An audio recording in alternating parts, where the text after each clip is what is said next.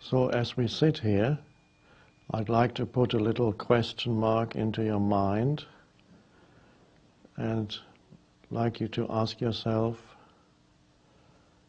whether at this moment you're thinking.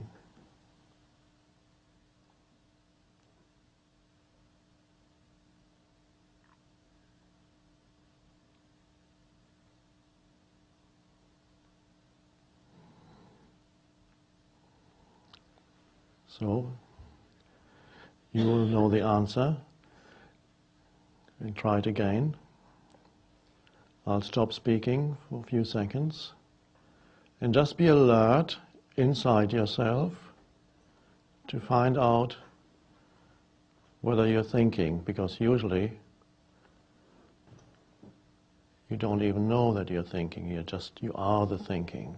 So there's no outside thing that knows that you are thinking. You are just the thinking. You become the thinking, the thinker, and the thinker is the person. And to step out of the person, you have to experience that there is a dimension in you where the person is not, but something deeper is there. That's what we want to explore. So again, a moment of stillness.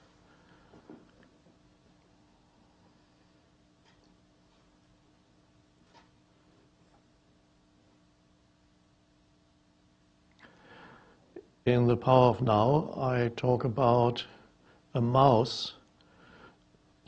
cat watching a mouse hole. Now, if you've ever watched a cat watching a mouse hole, then you will have noticed that the cat could spend a long time there being extremely alert and just watching, in the same way that my dog watches a treat when I put it down and say, not yet, and then the dog goes.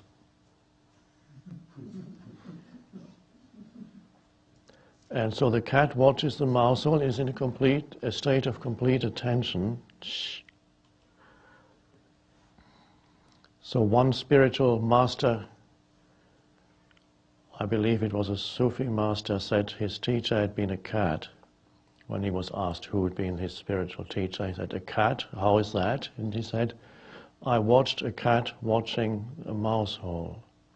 And by watching a cat watching a mouse hole, I realized, I awakened. Because by watching a cat, he entered a state of alert attention in which there's no thinking, like now. Just that. There's no, so that just a short moment, but it's not matter how long. It's a wonderful thing to realize that you can not think. It's a wonderful thing to realize that you are still there when you're not thinking. As Oprah said when we started for the first time with a moment of silence, and then we started to talk again, she said, okay, I'm still here, I just checked in, I'm still alive, I'm still here, I haven't disappeared. One more time. Be alert. You need to be alert to know whether you're thinking or not. So there's an alertness, like a cat, and there may be thinking or there may not be thinking, there may just be the alertness.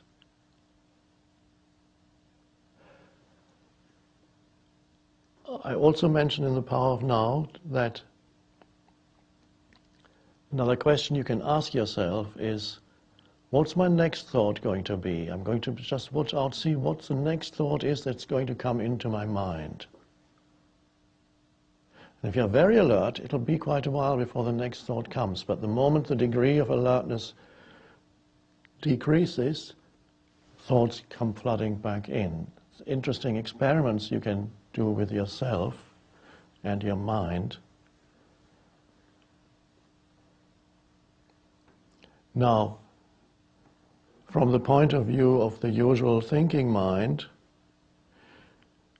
the realization that there is a dimension in you where thinking either does not happen at all or becomes unimportant, to the thinking mind, that is either a threat or completely uninteresting. Because what could be less interesting than not thinking? So from the point of view of the thinking mind, the state of consciousness in which there is no thinking is either a threat, oh, I don't want to go there, I'm going to disappear. But of course Oprah didn't disappear after the stillness. I'm still there, I'm still alive. And then when she said that, I said, perhaps you're even more alive now. And that is pointing to something. There is an intensification of aliveness when you begin to enter that, let's call it, dimension in yourself. The dimension in which compulsive thinking doesn't operate anymore. But you have to be careful, because you could easily, what we're doing here is we rise above thinking. We become so alert that thinking either doesn't happen or is seen as unimportant. From there you can easily suddenly drop through thinking to below thought. In other words, you go towards sleep.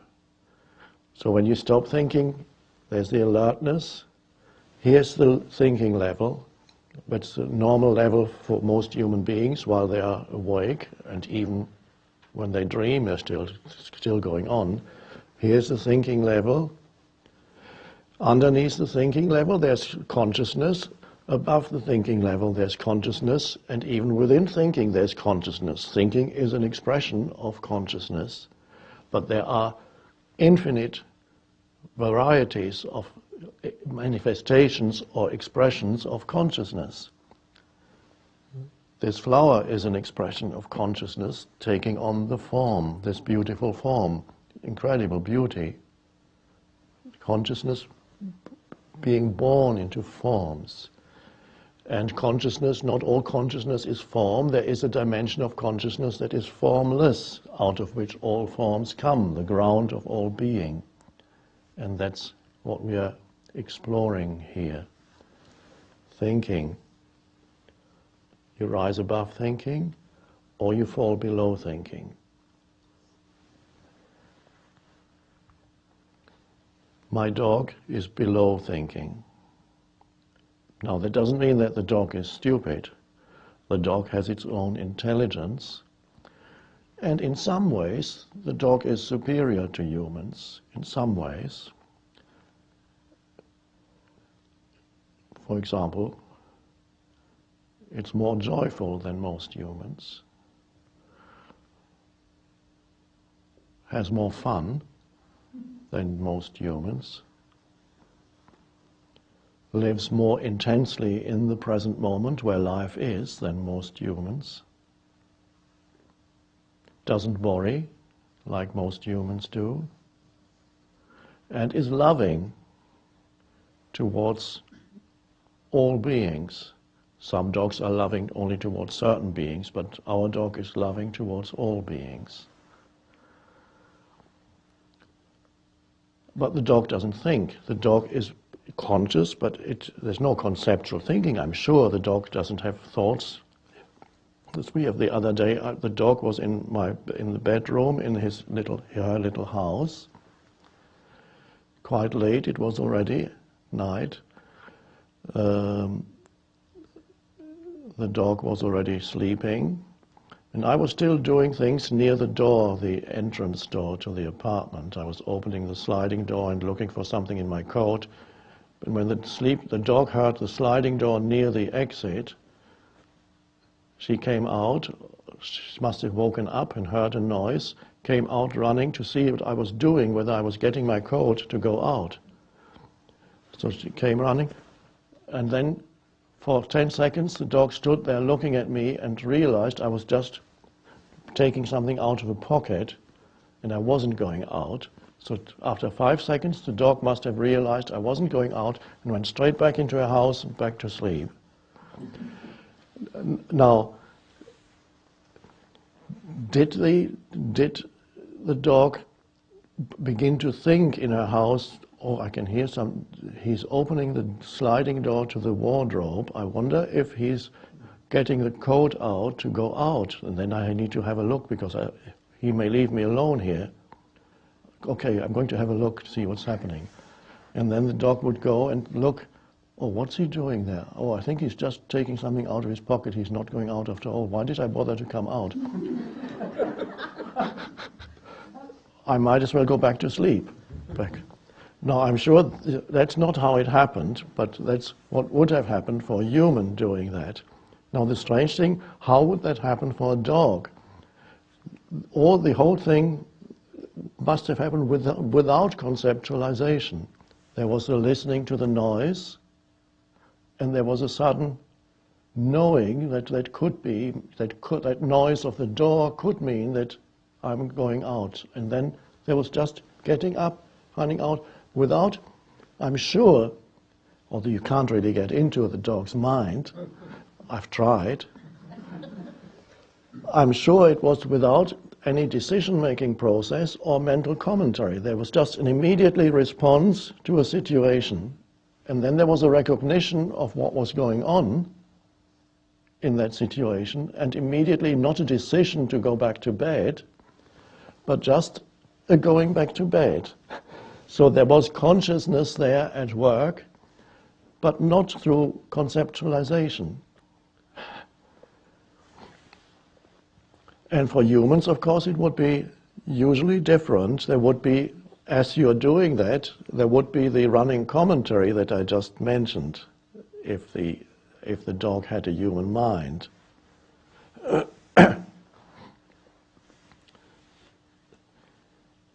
There are some anthropologists who have looked at the history of the human race, and they wondered where or how did thinking start? When did humans begin to think?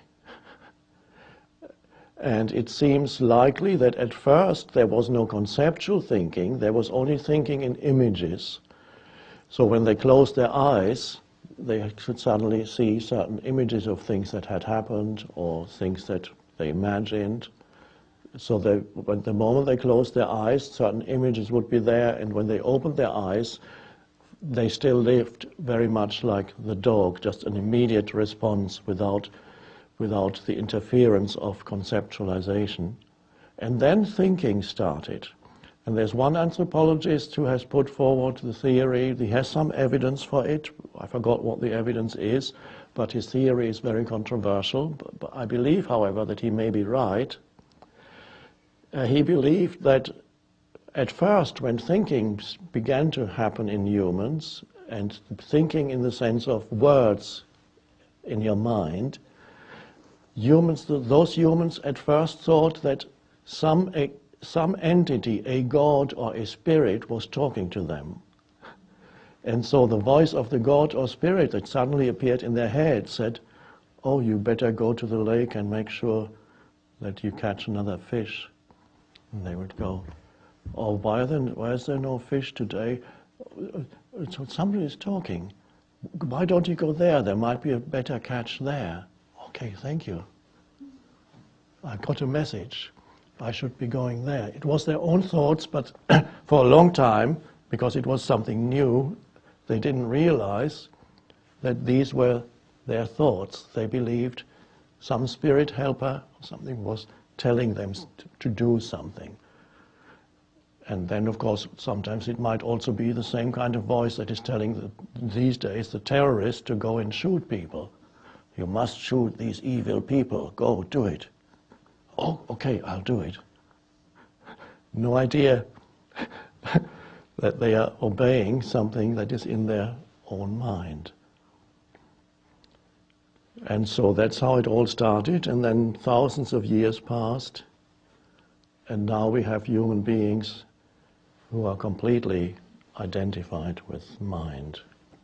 And their whole sense of self is derived from mind activity. And the awakening of consciousness is the realization that beyond your mind there is a great depth to who you are, and great freedom, and a far greater intelligence than is in your thinking mind. Then the thinking mind can be used by that greater intelligence. But for the thinking mind to be used by that greater intelligence, you have to find within yourself that greater intelligence, which we could call unconditioned consciousness. You have to find that in yourself. If we don't find it, we are going to kill ourselves, because this evolutionary level where we identified with thinking is no longer functioning well. It has become destructive. It has reached the end of its lifespan or usefulness. And so if humans don't achieve the transition, they will either regress to an earlier stage of development and then have another go. It could take a few 100,000 years, but the universe is patient. Or the species becomes extinct, and then consciousness simply decides to move through other channels to express itself. It could be another life form, very easily. Consciousness does not mind through which channel it comes into this world, but it wants to come into this world. I don't know why, but I know that consciousness wants to be born fully into this world from another realm, from the untimeless, unmanifested, where consciousness does not evolve. It's already full and complete because it's timeless. But from the timeless realm, for consciousness you can use other words if you want. The Tao, God, transcendental reality, it doesn't matter, just words. That which we cannot name, it wants to come through the forms into this world and somehow do something here. Perhaps it wants to dissolve this world, to outshine this world, to transform it, to spiritualize matter. Transformation of the entire universe. But I know what our task is: to wake up here out of being trapped in your own little mind. The little mind. It's not yours, it's just the human mind. And that's why I started today by asking you to see if you can have a little space inside yourself where you're actually not thinking, but still awake and alert. That's the opening into the greater intelligence. At first it seems there's nothing happening. No, don't expect anything to happen. That'll come. It's the beginning. You open the door. You're opening the door to another dimension. Now the thinking mind knows nothing of it, and you cannot use it to enter that dimension. The moment you use it and try to figure something out, what's in there, you're out again. You're not in that dimension anymore.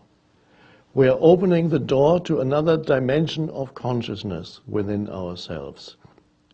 And then see if the door can stay open while we go about our daily business, or if it can be open occasionally as we go about our daily business.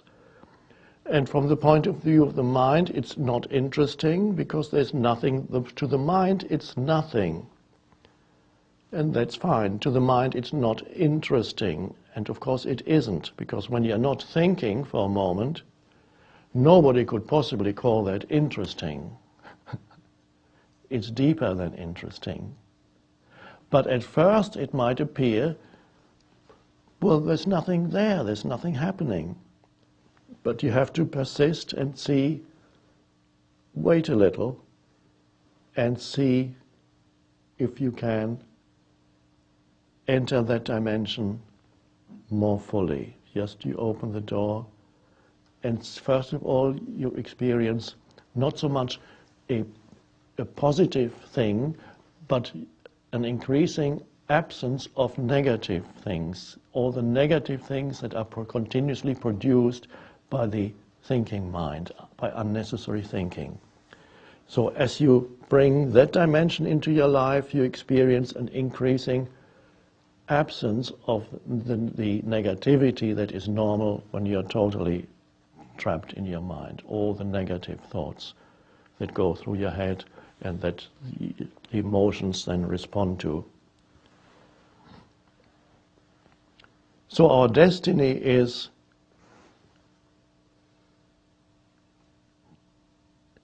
to shift from thought into the realm of no thought, and then being able to use thought from there. In fact, who or what is it that then uses thought? The intelligence that is the realm of no thought then uses your mind.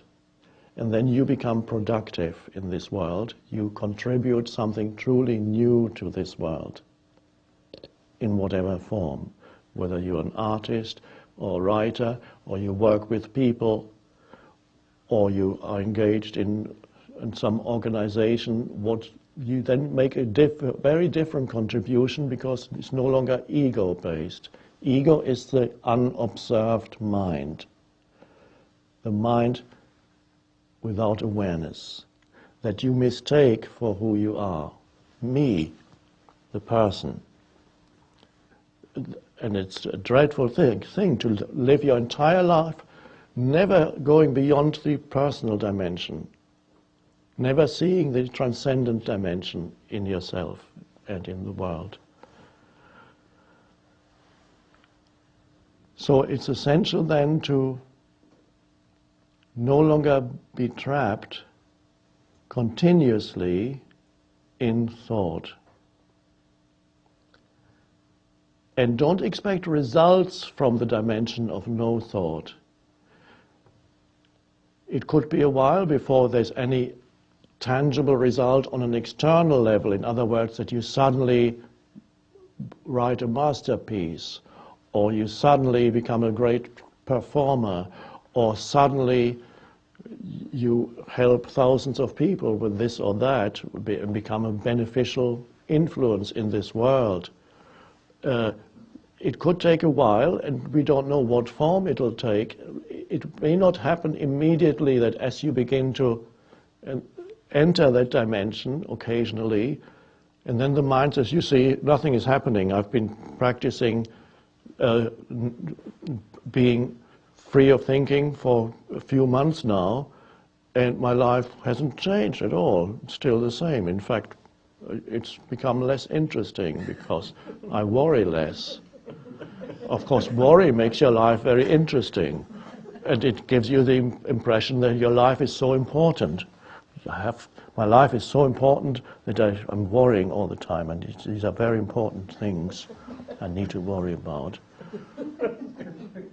And so then from the point of view of the mind, your life has become less important. So, okay, I've been doing it for several months, that's enough. I'm going back to my old ways. And sometimes people write to me and say, okay, I've been practicing awareness, presence for a year now, and where do I go from here?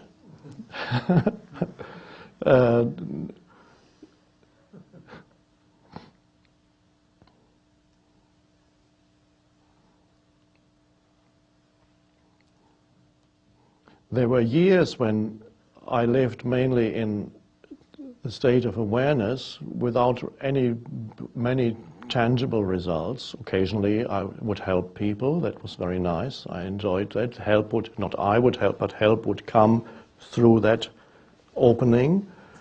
But beyond that, there wasn't much happening. That went on for years. And occasionally I thought, well, there is more that could happen, but it's not happening yet. But that's fine.